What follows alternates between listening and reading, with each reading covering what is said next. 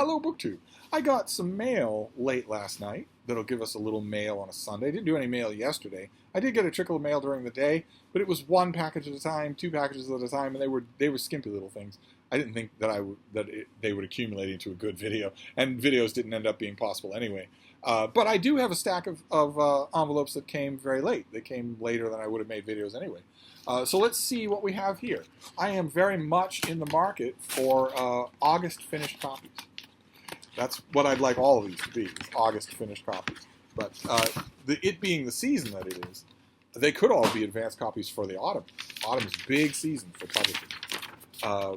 Yeah, so this thing comes out, oh wow, oh my god. So this thing comes out in mid-November. This is a big new biography of Shirley Hazard. A Writing Life. This is by Brigitta Olubas. Did not know this was coming. This comes out in mid-November. Fantastic.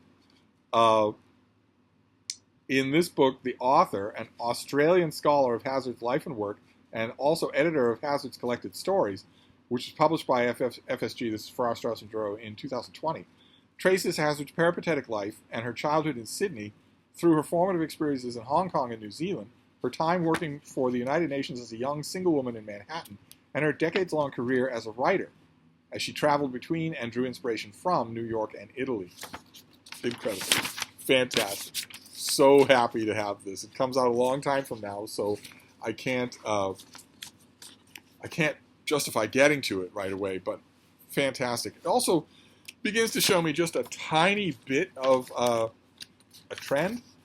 It's a little early to be calling trends, but I am noticing that 2022 is turning out to be a really good year for biographies of women.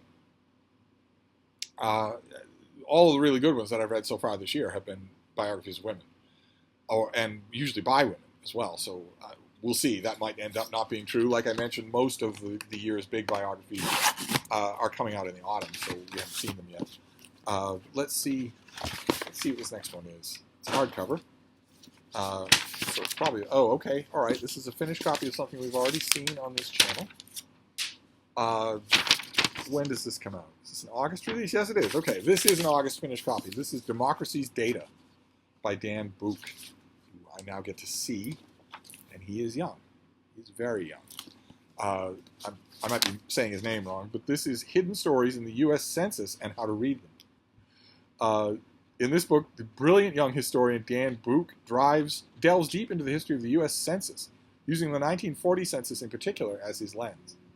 He traces the work of that year's census from its earliest days, when an influential group first gathered in Washington to hash out the questions that would be included, through the actual door-to-door work of the enumerators and ultimate crunching of the numbers.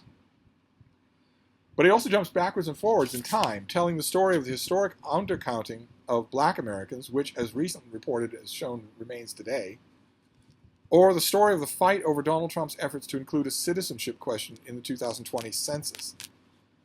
He also explores the controversies and ramifications that were specific to the 1940 census, from the outcry over the inclusion of a question about income following a decade of economic depression, to the ultimate weaponization of the census records against Japanese Americans in the wake of Pearl Harbor. Great. So I have the advanced copy of this, and I haven't got to it. I will put this on the pile. I just recently reorganized my work bookcase. Once again, very melancholy, because for years and years I would arrange so that I was doing that with other bookish people. It's a lot of fun to go through that with another bookish person, or many of them. Doing it alone always reminds me of those days, but I did it anyway. It had to be done. The top shelf is August, and I've arranged it. I've winnowed out all the excess, all the doubles. I put everything else where it belongs in upcoming months. So this, I'll have to make room for this. I'll get rid of the advanced copy and put this there in its place. This is the end of the month, and I'm mostly concerned with the beginning of the month. So what is this next one? Also a finished copy. So I might be getting my wish. This might be another August release. Oh no, almost. This is a July release. This is July 26th, so this is already out in your bookstores. This is the new Lindsay Davis book, Flavia Albia novel. This seems to be a mess here.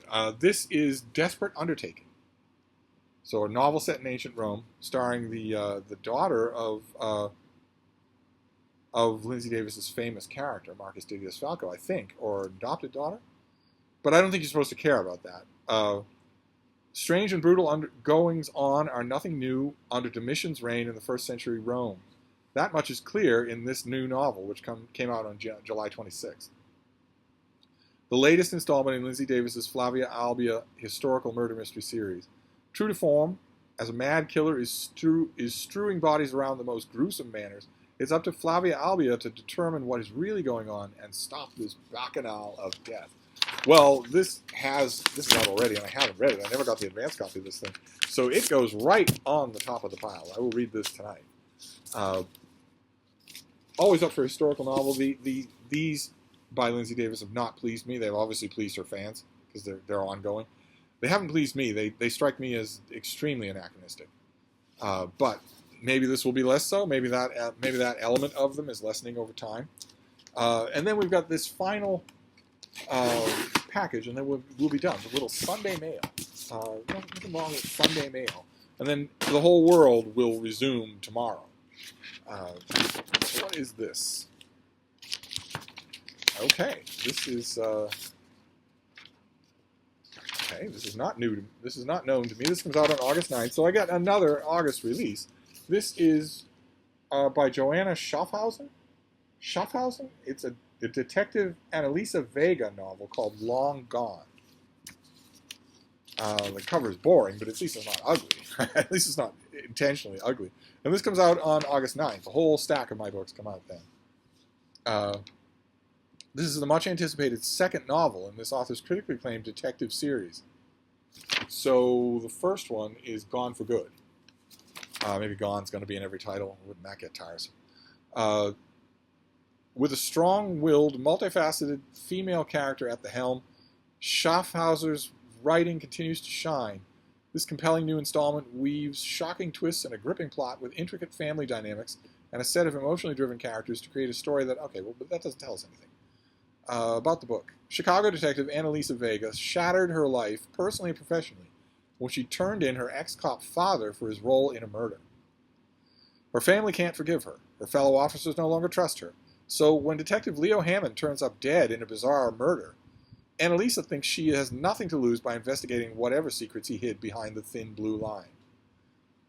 She quickly zeroes in on someone who had good reason to want Hammond dead, a wealthy, fast-talking car salesman who's gotten away with murder once and wasn't about to let Hammond take a second shot. Mo Box remains the number one suspect in his girlfriend's brutal, unsolved death, and now he's got a new woman in his sights, Annalisa's best friend. Okay, so standard police procedural stuff here, but I'm okay with that. Absolutely okay with that. And very similar to Flavia Albia, 2,000 years later. It's female protagonists in both cases here, right? That both of these will read of a piece. I just hope that, what's her name again? Annalisa Vega. I hope that she does a little less socking gigantic male criminals on the jaw. That's not very believable. But there you go. That is 2 nonfiction and 2 fiction. And a whole bunch of finished copies. That's great. So we have Long Gone, number 2 in a series I'm not sure that I read. Number 1, it's not springing to mind. Then Desperate Undertaking by Lindsay Davis. A little bit unnerving that both of those titles are boring idioms. Democracy's Data by brilliant young historian Dan Book. And finally, Shirley Hazard, A Writing Life. How incredible. How amazing. Here's hoping this gets reviewed everywhere when it comes out this autumn. Here's hoping that it does. I can think of authors off the top of my head who they simply must review this book. I will start ringing doorbells as soon as I finish this video. But there you go. That is some Sunday mail to liven things up here at Hyde Cottage before tomorrow when heat resumes in massive proportions and also when the world resumes. So delivery trucks going up and down the street, traffic going up and down the street, shops open everywhere. A little bit nice to have a peaceful reprieve on a Sunday. The walks that the Bean and I have taken in the neighborhood have been incredibly beautiful. Despite the heat, we have to go really slow, and I have to make sure that she's getting water and shade all the way from start to finish. But if we do that, if we're not doing any marathons, then we're both able to enjoy it. So that's the mail for today. I'm going to wrap this up, but I'll be back. Thank you, BookTube.